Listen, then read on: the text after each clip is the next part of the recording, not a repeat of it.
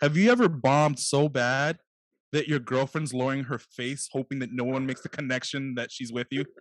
Because that's where I was in life. Like I could literally watch her like in That's shame tough. and disgust, like just lowering her eyes, not trying to look at me.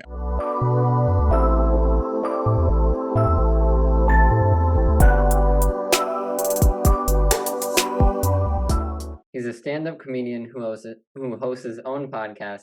He has a Dominican American upbringing and is also an active member in the NBA 2K community. Please welcome Juan Carlos to the podcast. How are you doing today? Man, I'm ecstatic. 2K23 came out a few days ago. I'm Oh ecstatic yeah, to be I'm here. looking to get myself a copy. Oh yeah, got MJ on the cover and everything. Couple Oh, WNBA stars there.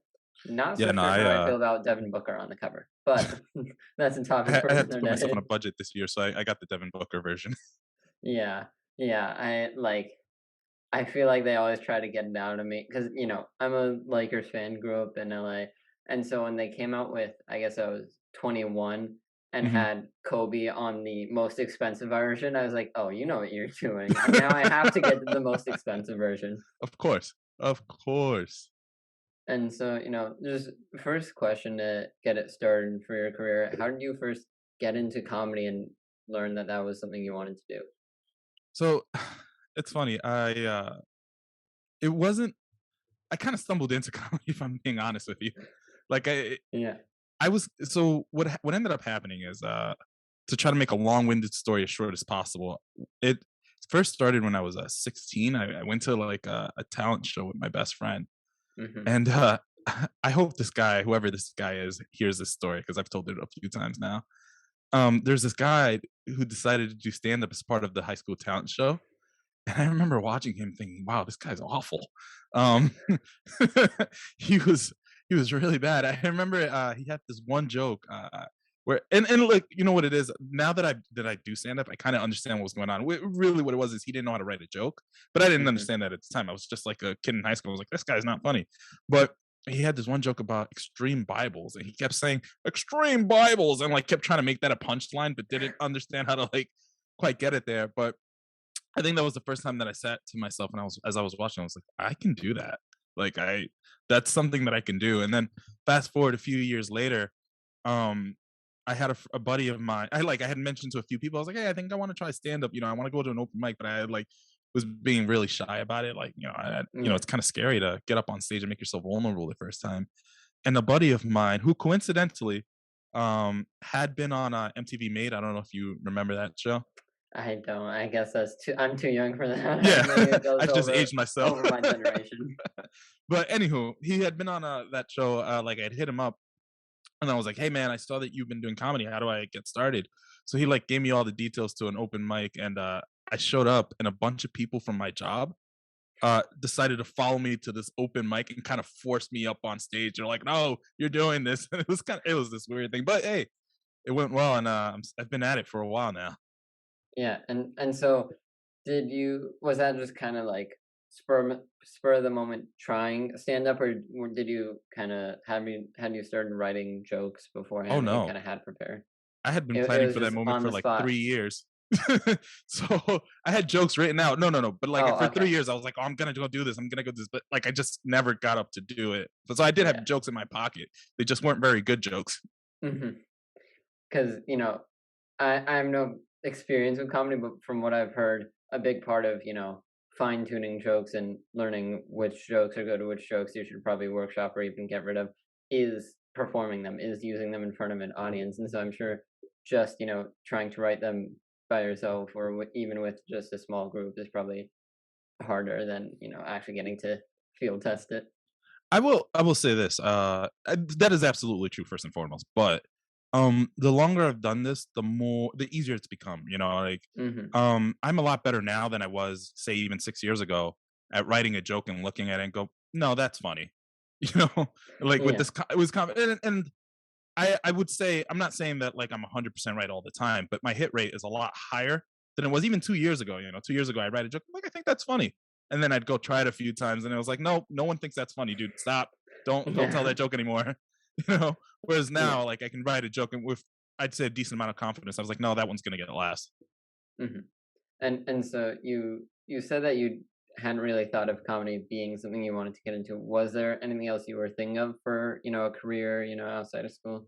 Oh my god, yeah. So it's funny because what I really wanted to do, believe it or not, was work in baseball. Every Dominican's dream, right?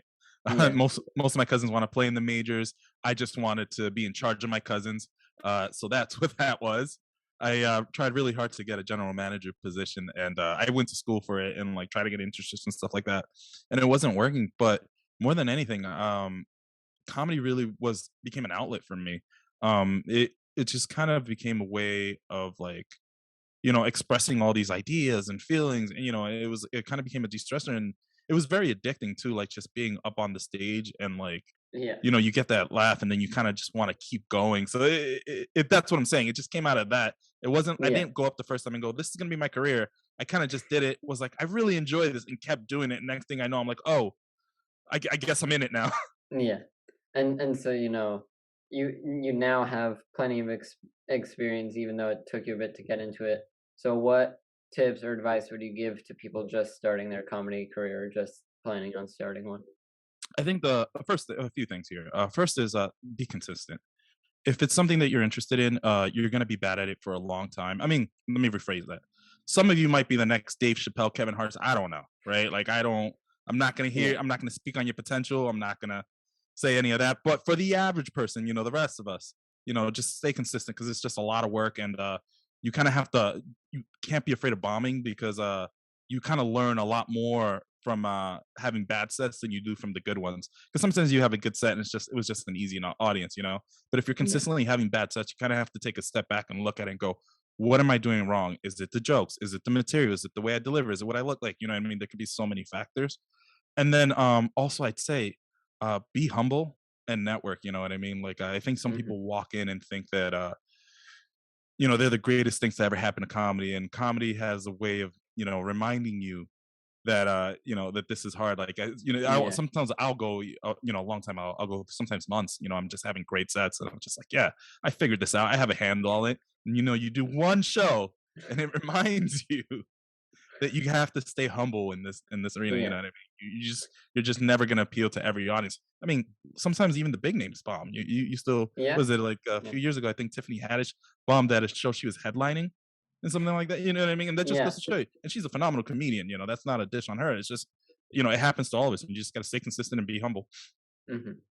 And so, you kind of brought up that first experience of, getting up on stage with those people from work. What was that show like? What was that first live experience like for you? So, okay, so a few things here. I started out in New York City, and it was this tiny, tiny bar. I think it was called Old Man Hustle in New York City. I don't even know if it's still open, but it's like the best way to describe it. It's imagine like a subway car or like a train car, right? Yeah. All right. Yeah, I got one But in it's mind. really skinny, and half of the floor space is taken up by the bar. So you can see how tight that is. You know what I mean? And then it had Yeah. like a little stage in the corner, and you kind of, people would like pack in there, and you just kind of got up there and you did your jokes every Wednesday. Hmm. And, did you sort of, I guess, did that sort of become like a constant for you, like every Wednesday, get up there every Wednesday, learn which jokes are doing better, which jokes are doing bad, and try to fine tune that. Oh, no, you think that people are supportive when you do this. Oh, let me tell you, that's not how this works. Oh god. No, I so look, there are people who will be super supportive when you start out, right? Like that, Hmm. I'm joking around, but especially in New York, I've done comedy in quite a few different cities, and I think New York's a different animal, right? Because there's so many people who are competing for a finite amount of spots, so it's kind of it's kind of a bit of a rat race, but the cream kind of rises to the top. Hmm. Um, and the reason New York is like that is because not only does New York have its comics, right? Like the people who were starting out there, who developed there, who came up in the New York comedy scene. Um, Also, like generally, a lot of the best comics or a lot of really good comics from other scenes tend to move to New York once they feel that they're ready for New York to try Yeah. to pursue their dreams. So you kind of have a lot of that, and then a lot of working professionals live and work in New York. A lot of like professional comedians that New York's their spot. And I'm not Yeah. saying that you're competing with them, but if you think about it, they are still doing rooms and and taking up Yeah. spots. Um, so you don't I wouldn't say that you really get a lot of that. You kind of have to, and I think New York's very segmented in that like every area has their local comedians, like the local comedians you see in Brooklyn are very different than the Yeah. ones you see in the West Village or whatever. And then it's not to say the comedians don't travel. I'm just saying that, people tend to work out in their own pods. All They all that to have their, say, comedians that they tend to stick to, tend to like yeah, and go to the shows yeah, yeah, consistently yeah. for. All that to say that no, there wasn't any of a keep going up. You kind of had to like Yeah. motivate yourself and push yourself to keep working. And so what was it sort of like for you trying to find, like you said, a finite amount of spots, trying to find gigs that you could play, venues to perform at? What was that sort of initial hustle like for you? So I had a non-traditional path in that, in my infinite humbleness, I decided Yeah. that I was gonna enter a comedy competition, after only having done 6 or 7 shows because clearly I was the funniest Well, person that that I seems had like ever a met. perfect amount of experience to Oh have in yeah, oh comedy. yeah. I was clearly very ready for this show. And I remember doing the show and it was awful. Like, have you ever bombed so bad that your girlfriend's lowering her face, hoping that no one makes the connection that she's with you? Because that's where I was in life. Like, I could literally watch her like in That shame sucks. and disgust, like just lowering her eyes, not trying to look at me. But the good thing that came out of it was that the guy running the show, now he wasn't per se like he's not a big name comedian or anything like that, but he had been doing it longer than me, and he Mhm. needed a little bit of help because what he was doing was that he had started out in Washington D.C., had come up to New York, and was creating his own rooms and running them to like kind of create his own opportunities. Yeah. He needed help doing that, and he brought me along, so I was able to work with him. And my first couple of years, that's kind of how I got my stage time. It was a combination of like putting on my own shows and my own events and performing on those, and then networking with the people who were coming through to perform to my rooms. And I met some pretty cool people. You know what I mean? People who, Yeah. like have, for all intents and purposes, are now touring headliners. Yeah. Just doing that for a few years in New York. Yeah. And so, how I guess it seems like that was very valuable to you. What is sort of a lesson that you took from that, from that time, just helping run rooms? Honestly, I think the biggest thing is that if you want something bad enough, you can't let people tell you no. And if no one will give Mhm. you an opportunity, you have to create your own opportunities. But also, you really learn a lot about the business side of comedy, right? Like there's the talent, the art, the part that everyone sees, but no one talks about like, having to understand ticket sales, understanding Yeah. marketing, promotions, keeping budgets, making sure that you're paying your art. Like there's a whole business side that I kind of I would say like a kind of comedy MBA, you know what I mean? You kind of learn on the fly as you're figuring these things out and having conversations, especially in such a competitive market. Yeah. Yeah. And so I guess, with that story you just brought up about bombing real hard, I mean, that could be the instance, but has there ever been an instance or been a show that really made you like second guess if comedy was the right move, if you were making the right call? Wow. Many, many. Yeah. I was gonna say for comedy, maybe second or third or 400th guesses. No, I've had quite a few shows, and sometimes things don't go with you. I think for me the hardest ones are auditions. Mm, Um, sometimes you prepare for an audition and you think you're ready, and the day of things just do not go as planned. Like I've auditioned for clubs and didn't get it the first time around, so now yeah. and it's a very humbling experience because you're like, well, I thought I was ready, and then other clubs you go on and you have low expectations, and then you just have one of those magical nights where every Yeah. punchline's hitting and the club's like, yes, yes, come work here, we love you, you know what I mean? So it's just it's a lot of those. I think I I recently, I don't want to say which one, but I recently auditioned for a club and I personally felt that it went well, but Yeah. I wasn't selected to move on, you know what I mean? And that just means that I was like, "Cool," I took my time. I felt sad about it, and an hour later, I was writing jokes again, and I already got a new date set up so for my next audition. So I'm just gonna Yeah. keep working to get there. Yeah. And I think you kind of have to have that work ethic, that, desire to keep going, keep persevering through, anything like that, any person trying to tell you no or give spots to other people. And so that perseverance, that sort of hard work, dedication, is there any one person that sort of instilled that or in you, or did you just sort of find it on your own? You know, it's interesting. My parents were immigrants to this country, and I think growing up just watching them, it's kind of instilled that in me. I think like I watched my mom. She had me kind of young, so I kind Mhm. of got to grow up with her. I watched her go through college and go through grad school while having a full time job and raising me. I watched my dad build a business from the ground up. So I think I've had those opportunities, but then also within comedy, it's almost like there's this almost toxic and culture, and I don't, it's not 100% toxic, but kind of Yeah, it can be in that you know, especially in New York, there's this like everyone's kind of like trying to one up each other. Like how hard did you work this week? Like how many shows were you on? How many mics did you on? When was the last time you took yeah, a day off? And you get into these competitions. You watch some people who are doing 5, 6, 7 sets a night, 7 nights a week. You know what I mean? For like X amount of time, and there's this a lot of that. And when you're in that, I don't want to call it a rat race again, but when you're kind of in that situation, if you take a day off, you kind of feels like you're not working hard enough. So it's yeah. just one of those things. And sort of just the reminder that, there's always someone working harder. There's always someone going out for that next gig rather than, taking a break, trying to rest for a bit. Yeah, no, 100%. Are And you trying so, to get into comedy? no, it's not something I've thought of, I think, my TikTok algorithm thinks I am because it constantly gives me stand-up clips and I do Right. enjoy them and I do end up following creators because of that. But I think, it's just I don't think, I don't want to say I don't think I could do it. It's just not anything I've looked into that I've tried out doing. I do think I can be like funny with friends, but I haven't Mhm. really tested and by any means against like an audience or Yeah. anything like that.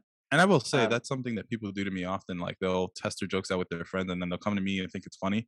And they don't understand that part of the reason why you're funny with your friends is because your friends know you, they know who you yeah, are, and so there's like all these like unconscious like inside jokes that don't yeah. translate when you try to tell those same jokes to an audience because they don't know you, they can't get you. They Like the don't know hard the thing about inside comedy jokes. is like coming into this room of people who don't know you, and within seconds or minutes trying to connect with them, and you have approximately I'd say 30 to 90 seconds to connect with the audience before they tune you out forever.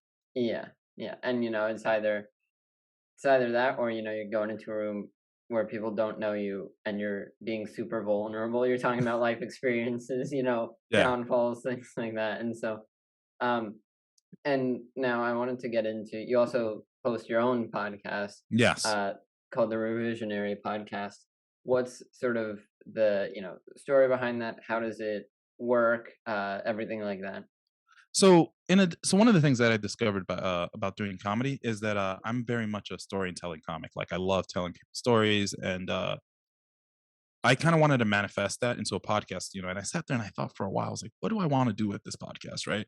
I thought I Yeah. wanted to do a comedy podcast because that seemed like the avenue that I clearly chosen. Yeah. But after thinking about it for a while, I was like, no, I think it's storytelling is where I want to focus. So I created this podcast where the whole point of it is that people will join me and they'll tell nonfiction personal stories about their lives in which they wish things had gone a little bit differently. So, like, something I try not to use the word regret because, Yeah. people don't Yeah. necessarily regret their choices, but they wish things didn't necessarily happen the way they did. Yeah. And they get to tell the story as it happened the first time, right? Then we kind of discuss the story, and the second time they'll retell the story a second time, and the second time they can change any facts or details that they want about the story. And we kind of like, and that gets kind of fun because you get to see how people are creative and like what aspects of it. Because sometimes it's never the thing that you expect. Like Yeah. sometimes you're like, it'll be like a guy ended up in jail, because he was drunk driving, and it's like it's never the like, oh, the drunk driving that they regret. It's more, they wish that they had taken an Uber, or like, they wish they hadn't hit that person. You see what I'm saying? Like it's Yeah. always, or they wish they Yeah. hadn't gotten caught. Like those are the things. So that's always been fascinating. So it kind of came out of that. It was just that need to put storytelling into the world. Are you a music artist trying to find a way to get your music on as many streaming platforms as possible? Then check out DistroKid. DistroKid is a super user-friendly and super easy-to-use service that will make your music available in stores like Spotify, Apple Music, iTunes, Amazon Music, YouTube, Snapchat, everything. Everything you could imagine, it's available. People will even be able to add your songs into their Instagram stories. DistroKid helps you with the distribution, monetization, and promotion of all of your music. Use the link in the description of this video for 7% off any DistroKid package you want. Pick from musician packages designed to help artists get their own music out there, or even get a label package where you can manage up to 100 artists from one profile. So that's more for like managers, labels, and you can also get the musician package that I mentioned earlier, which is more for artists, producers, things like that. It's super easy, and you can get 7% off any package right now with the link in the description of this video. So once again, if you're looking for a way to get your music on as many streaming platforms as possible, I'm talking any platform you can think of, get DistroKid and get 7% off right now with the link in the description. Back to the program. Did you just sort of think of that, or was there any, moment that made you like have the idea, have the, whole setup or set? It's funny. I just thought about it for a long time, and I think the idea that like really comes from like as you get older, you start to think back on moments in your life when you've done things, and like I was like thinking of like some like especially like with relationships, like things that you've done that you're like, I probably could have treated that person better, or I probably didn't handle that situation better. And I was just kind of like trying to fight the urge to reach out to these people because like once they've lived it, they don't need to Yeah, relive you doing terrible things. So what am I'm not going to apologize 10 years later, not because I don't feel like they deserve an apology, but because I feel like in some ways that's selfish and they've already like kind of dealt with it and I don't need to bring it up again. So I wanted to create an environment where you kind of could apologize, if you will, without necessarily like making that person yeah, relive it. So that's kind of where the idea originated, and then it kind of expanded to include all sorts of life. So, and which is fun because then you get funny stories, you get really sad stories, you yeah. get you kind of just run the gambit of everything. You get to sort of have a variety of content. It's not like you're sort of stuck in one type of story, having the same demographic each time. You can branch out to different types of people, different types of stories. So No, 100%. and so, I sort of brought it up earlier, I guess TikTok, all these social media platforms, a lot of people are promoting themselves, their podcast or comedy on it, and that helps them grow. I guess, what do you think that does? Do you think that's just another way for comedians to sort of gauge which jokes work and which don't? Or do you think it sort of removes the live aspect of comedy? So I actually think that it's a great way to find your people because uh I will tell you two bits of advice that I've gotten, and I'm gonna name drop real quick, so just strap All in. right. All right. The first is from Trevor Noah. I asked him once what advice would he give a new comic. I think I had just started comedy maybe like a week prior, and I You, remember you him don't being want to like, say it, but you're like, tell me what to do. Give me "Yeah, advice. no, exactly." And And I remember you're like, looking at him, and he goes, if someone else, not me, but if someone else was just starting comedy, what advice would you give them? "No, but that's exactly what I did." And he goes, Yeah. "Are you starting comedy?" And I was like, "No." He goes, "Oh, so you're just asking me advice to give other comedy comedians that are starting?" I was like, "Yeah, yeah, yeah, that's what I'm doing." But the advice he gave me was to be consistent and be yourself. And he was saying that like what you want to do in comedy. And I don't know. Look, by the way, just for those of you listening, I'm not saying that these are opinions he holds today. I'm saying Yeah. there was a moment in time, and this was the conversation we had. But he was saying that you should just be yourself, and eventually you build your audience and people who like you, and not to try to fit into the mold of other people. Because when you find that support and you find people who like you for who you are, that's when you really have, like that's when you kind of really take off because you can, kind of sell shows and become self sufficient. So that was that. And then I remember the second person was Mencia, Carlos Mencia, who pulled me aside, and the advice he gave me was to like keep working and kind of like hone in on one area. And now you're wondering why I'm bringing this up with the TikTok. Here's why. It's because I think that if you like, some people will argue that the TikTok and the social media kind of takes away your focus from where it should be, which is the writing and being on stage and being present Yeah. in comedy, in on comedy and in stand up, right? Which is kind of what like Mencia was telling me. And I'm not saying he's anti social media. I'm just saying, he was telling me like focus on one lane and and work on it, right? Versus, I think it goes well with what Trevor was saying, what Trevor Noah was saying, because you're building your audience by using hashtags, putting your personality. Essentially the people who follow you on TikTok, even if it's only one person, two people, those are people who generally like you for you or who you are, or like you for the content that you are creating. So it begins, that opportunity to create kind of your like network, your community.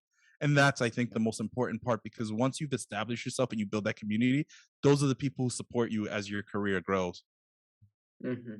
And so, yeah, I think that's definitely important to sort of stay yourself so that people find you. Because I think at times if you keep trying to jump around from thing to thing, like maybe you'll find fans, but if you jump around to another fan base, the Hmm. fans you already found, like that's not what attracted them in the first place, so they're gonna drop Sure. off. Well, Um, 100%. yeah, and so when you're sort of writing a new joke, when you're trying to workshop and find which jokes work, which jokes work, which don't. What does that sort of process look like from first thinking of a new joke to having it as a refined, ready to go joke?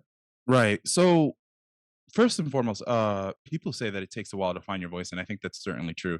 I think the longer I do this, the more I kind of know what kind of lane to stay in. I kind of know how to think, so I can, when I think of a joke in that kind of, I guess, in that space, I know it has a higher sense, not sense, higher chance of success, right? So start there. Yeah, Um, they all, you're supposed to start writing every day, and what happens is you write a lot of bad stuff, and eventually, out of those bad stuff, you'll get like nuggets.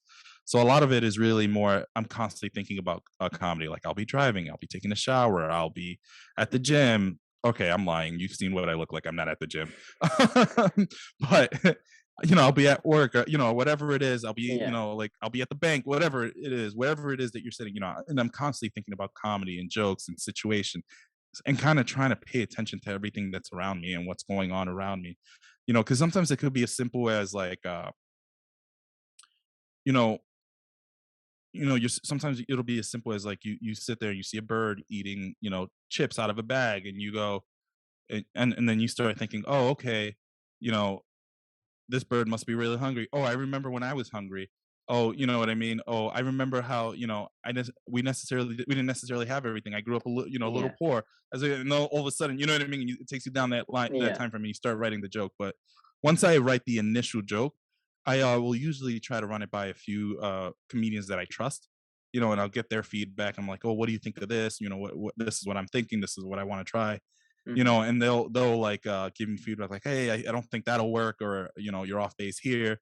And then once I have like a semblance of that, I'll go on stage, and I make sure I record every time I do it on stage. And the stage is actually where I do my best refining, because it's kind of my natural comedic instincts kick in. So I'll Yeah. self edit. Like I'll write a joke one way. Sometimes I'll self edit as I'm telling it on stage, even if it's the first time, and I go, oh, okay, this is kind of, and you kind of just feel out the audience, and then after you do that, you kind of have to rewatch the tape, and you can do things like cut words out, for word economy, or like you can just restructure it by like moving it to a different part of the set, and you start kind of doing those little things. And I do that for a few months until I feel like I'm getting a consistent amount of laughs on a joke. Then I'm like, okay, this joke is, and I don't want to say done because it's never done. People, Yeah. comedians will say that a joke is never done until it's on your special. So it's not done, but I will say I do reach a point where I'm like, okay, this joke is at a place where I'm happy with it until I'm ready to like come back to it and retinker with it and mess around with it a little bit later. And so, have you ever had a joke that you were kind of talking earlier, like that gut feeling that you think you can kind of suss out which jokes work, which won't? Have you ever had a moment where like you think one's like good that it'll work, and you've brought it to people who didn't really agree with that or thought that it might not work? all the time. I And remember I once wrote this joke and I thought it was the funniest joke that I had ever written. I was like, this is it. This is the one that's gonna, take me to fame this and is gonna get everyone's me gonna. my special. Yeah, 100%. That's what I thought it was. I was like, all right, call Netflix on the phone. I'm ready. You know what I mean? Matter of fact, I don't even want Netflix money. I want Hulu money right now. I'm just kidding. And I remember writing the joke. It was something stupid too. Uh, and I got on stage. I tell the joke, and then I kind of like did one of these where like my eyes widen, like expecting the audience to laugh, and they all like politely looked at me, and I waited. I was like, "Oh, no, no, no, I don't think you understand how this works. I tell jokes, and then you laugh. That was Yeah. the punchline." And yeah, so I guess yeah, so how did that sort of feel in the moment? How did you overcome that? Did you go back and try to refine the joke, or did you just sort of, set it aside? So every joke is a little bit differently because sometimes I'll write a joke and it won't. Like I don't think it works now, but I'll put it away. You never throw away a joke. You'll learn this. Never throw away a joke because the longer you do comedy, the better a writer you become. So sometimes you'll think of something that you think is funny, and there's a reason you thought it was funny, right? Mhm. And it might not work for a variety of reasons. Like maybe you didn't know how to write it properly, you didn't know how to connect with the audience properly. Like it could be a variety of reasons.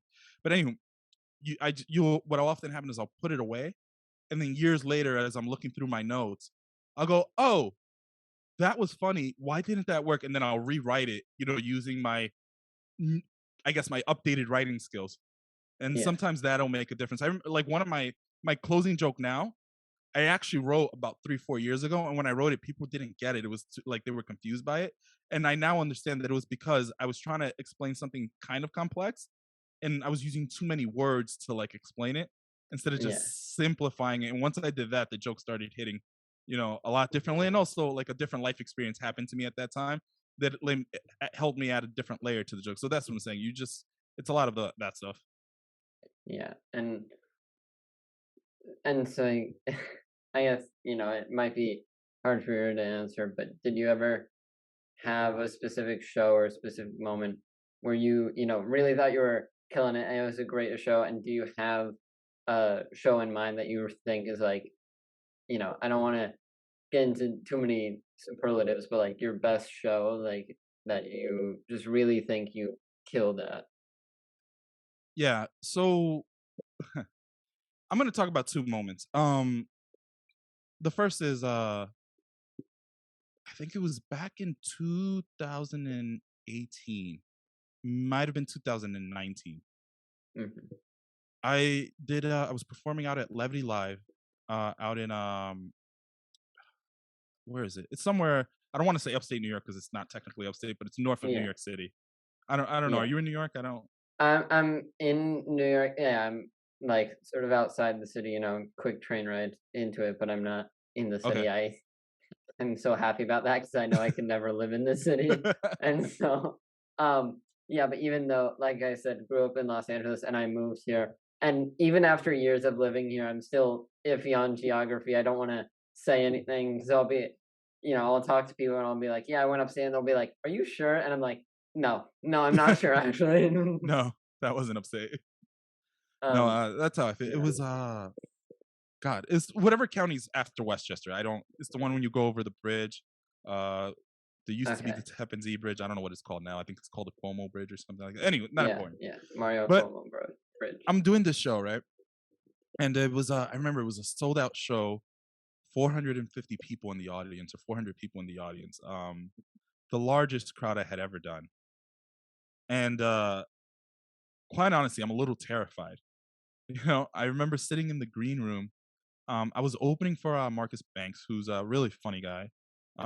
He tours and opens for people like Leonard Oots and Mike Epps. Like, he's one of those guys, really funny guy. And I'm sitting in the green room and someone comes in and goes, "Hey, Jadakiss just walked in. He's sitting in the back." And I'm just like, "The rapper?" And they're like, "Yeah." And I'm terrified. The point is, I finally got up there. And in retrospect, I wish I had recorded it because I don't have this on tape. But I would be willing to bet that I wasn't that good. Like, you know what I mean? I wasn't that good. Yeah. But I felt like I was killing because the thing is with an audience of that size is that once, a certain you only need about 30 people out of 400 to laugh because once they Yeah. start laughing, the laughter kind of spreads. Yeah. And I remember feeling electric when I got off that stage, you know what I mean? Like, I messed up some of my jokes, I, like, tripped over, but it felt really good because all the laughters were real like, was really hitting, and it really resonates when it's, like, 400 people just kinda laughing in your direction, like, it kinda hits you in the Yeah. chest in a way that I can't even describe, you know? So, I Yeah. would say that, and then the other time is, more recently, I actually recently started doing stand-up in Spanish, like, all Spanish. And I Uh-huh. remember being Uh, really nervous the first time that I went up to do it. But I opened for Daniel Sosa, who's like a really big comedian down in Mexico. The first time he like has two Netflix specials and everything. And I did 20 minutes in Spanish out the gate, which just for a point of reference, it took me 6 years just to get to 20 minutes in English. But my first time yeah. out in Spanish, I was like, yeah, 20 minutes, got this. And it went really, really well. And that was really special because I felt like I didn't have to explain a lot of the cultural elements and just like being able to communicate in Spanish just kind of gave me all these tools that I don't necessarily have in Yeah. English.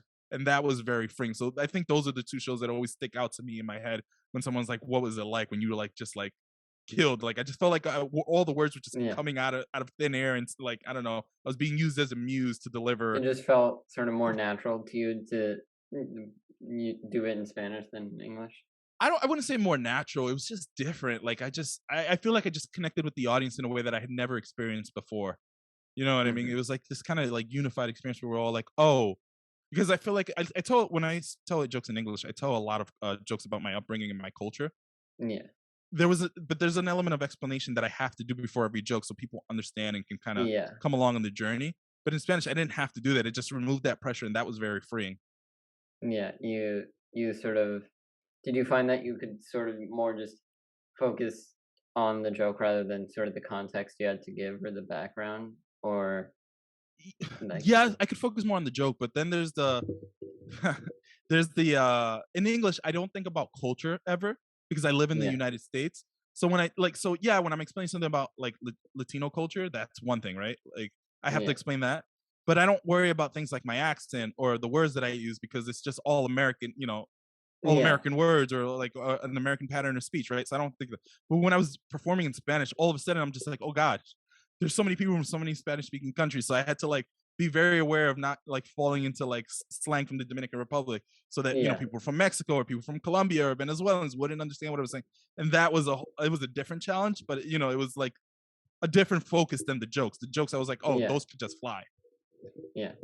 And so do you sort of have one like dream venue or show that you could play? Like if you sort of got the chance to, pick any venue that you want to do a comedy show at, what would that venue be?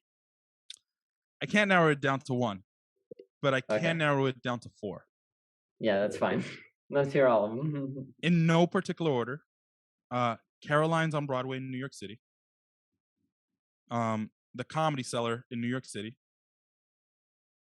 The Comedy Store in LA, and the Laugh Factory in LA.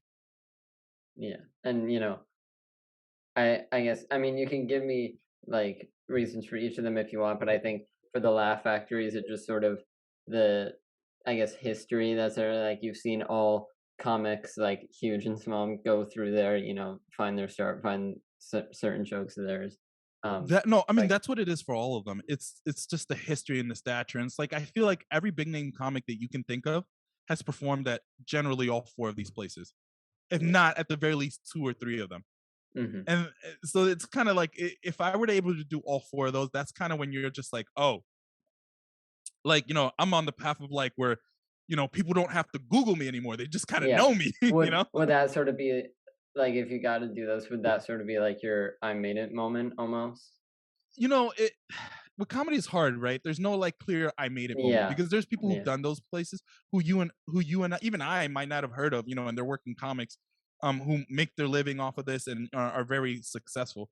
So I wouldn't say it's that, but for me, I think that would be a personal moment of like, all the time I've spent on this. is now, and I don't want to say worth it, but like it's kind of like validated is the right I word. have something to show for it almost. Yeah, exactly. Mhm. Alright. Well, yeah, those are all the questions I had for you today. Thank you so much for coming on. I mean, first of all, anything you got going on, comedy, podcast, anything you got like that, plug it so people know where to find you. And then, yeah, thank you again so much for coming on. Sure. So one of the big things that I've been working on is I've been working with the storytelling community. I'm actually in the process. I can't say with who, but I actually just did a workshop this morning with a major organization teaching them how to do storytelling, and I'm actually I'm co-putting together a storytelling show um in November 4th Mhm. out in the Seattle area. So if you're in the Seattle area, please come check it out.